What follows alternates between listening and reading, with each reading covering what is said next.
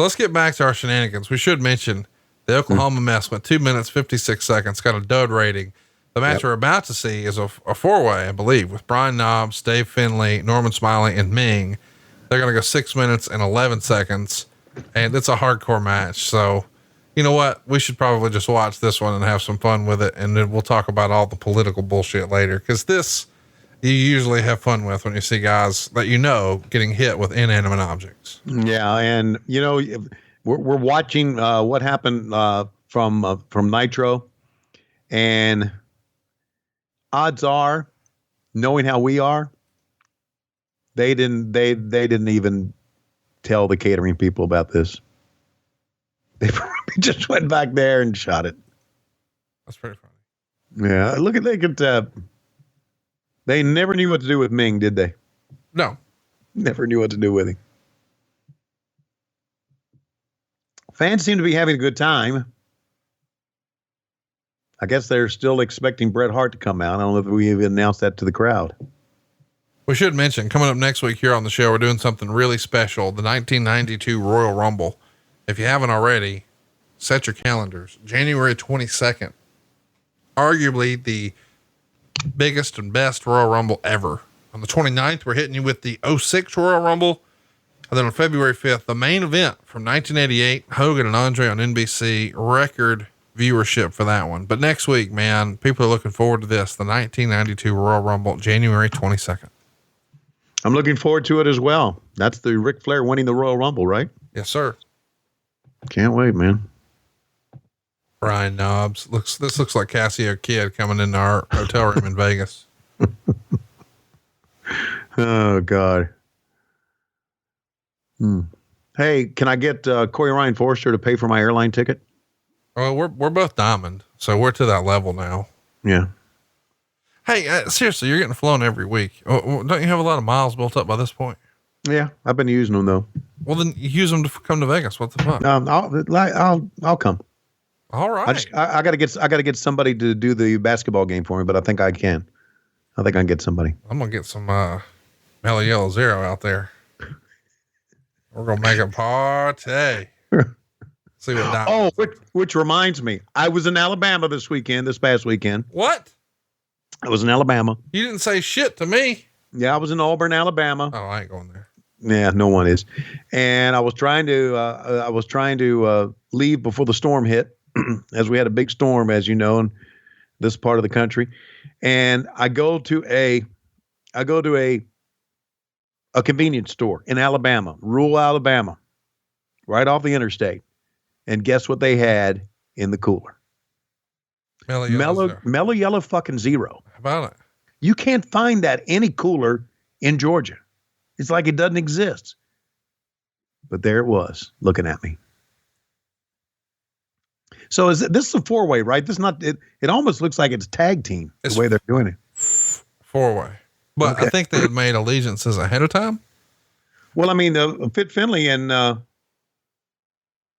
Brian Knobbs are dressed alike. It's a singles belt, though. Right.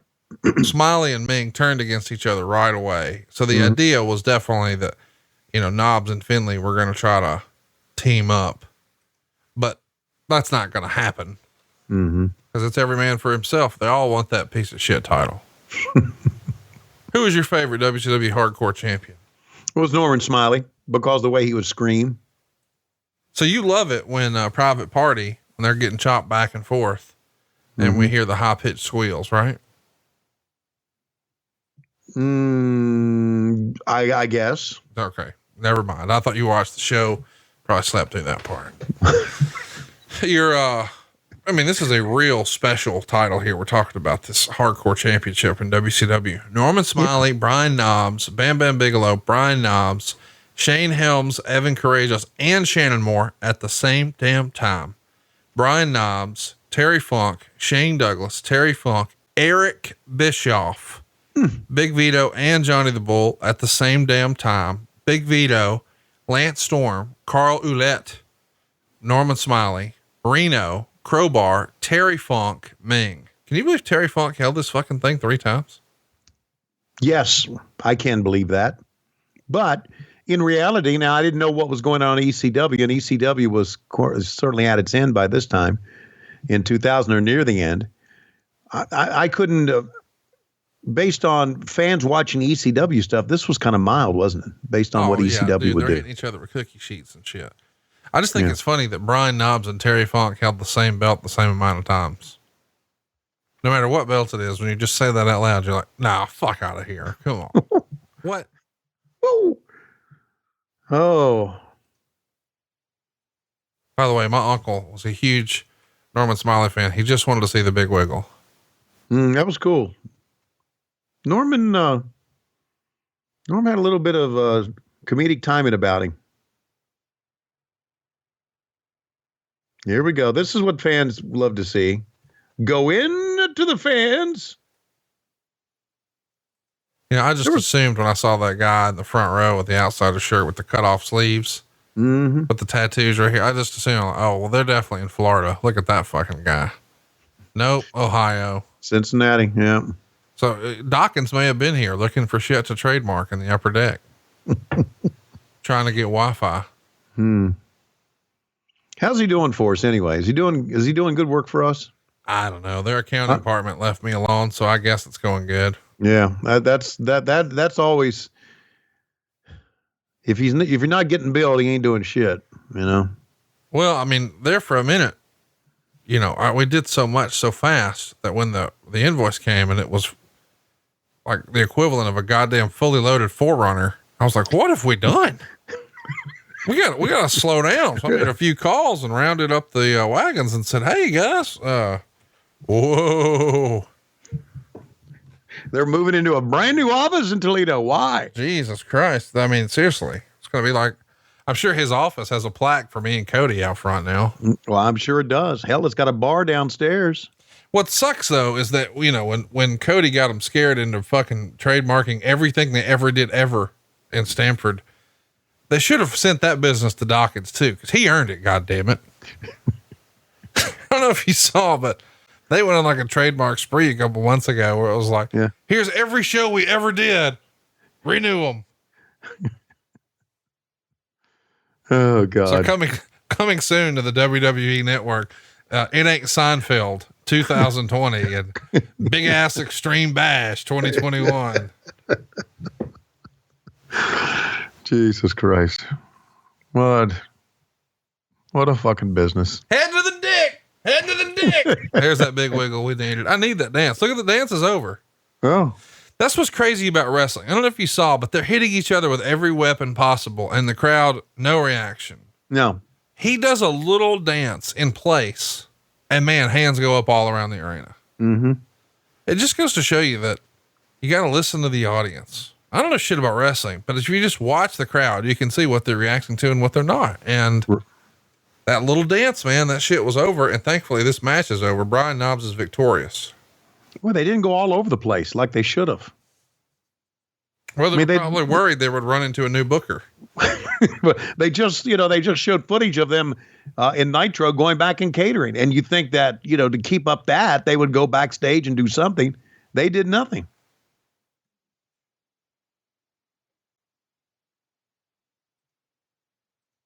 Well, anyway, how many stars does this thing get? Wow. You want to guess? 2. Star and 3/4. You're real close. That's real close. Yeah. Well, there you go. The hardcore champion, Brian Knobbs. There was a time, I don't know if I ever brought this up on this podcast or not. There was a time where they were hitting each other with trash can lids. Yep. And hitting each other with aluminum cookie pans or whatever. And it was apparent that it was just making a big sound. And it was apparent it wasn't hurting anybody. And the reason it wasn't hurting anybody is they weren't selling it that much. So I made the comment that these trash can lids and cookie sheets are making a big noise, but they're not really hurting these guys that much. And Dave Meltzer apparently said, because somebody told me, I think Scott Hudson told me, because Scott read everything Dave did, told me that Meltzer said, why would Schiavone even say something like that? Well, the reason I said something like that was it was apparent. I couldn't I just couldn't sell it anymore because it would go wang and the fans would go woo and the guy would just kind of stumble and come right back. If it was really hurting him, he'd fall down. So I'm got that off my chest. Do you understand what I'm saying? I just sometimes all that hardcore, all that hardcore and kayfabe is not dead yet, and some of that all that hardcore stuff to me was just noise and it lost its effect. But the fans would react to whack, the sound of the trash can lid because it made a great sound. Well, then you should have told everybody to stop slapping their fucking legs too. You should have said, "Oh, that super kick didn't hurt. Go kick your little sister in the face if you're at home right now and you're 12 years old. Bet it don't make a big noise like that. But you know what does? When you slap your leg." Finley told me at the water cooler last week that this generation is going to have callous thighs, not cauliflower ears, cauliflower thighs. Okay. All right. I should have never gone there. Shouldn't have Schiavoned. I should have just shut the fuck up. Your job was to sell it and you shit on it. I should have just shut the fuck up. Now I'm glad you're here. Oh. And Nitro, New World Order, and the Crow, Thunder, Russo, Arquette, Champ, Vinnie, Mac, simulcast. Tony's back with Conrad, not your classy podcast. Watch along, try not to laugh. Lowest rules, cat back. This wasn't the initial plan. Tom Zig's a good-looking man. Klondike Bill, make a chant. Tommy, you come over here.